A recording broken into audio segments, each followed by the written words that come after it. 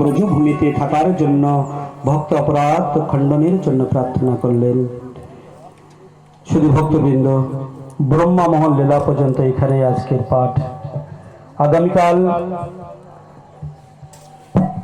ভগবান কৃষ্ণচন্দ্রের কালীয় দমন লীলা, বস্ত্রহরণ লীলা, অন্ন ভিক্ষা, গোবর্ধন ধারণ, রাসলীলা, ব্রজদম থেকে মথুরায় গমন।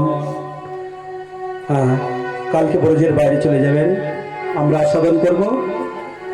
আর আজকের পাঠিকালে বিশ্রাম রাখলাম। সকলের চরণে ভক্তিপূর্ণ বিনম্র প্রণাম।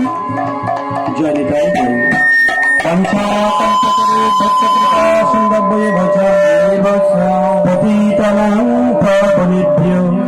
বৈষ্ণবীভ্য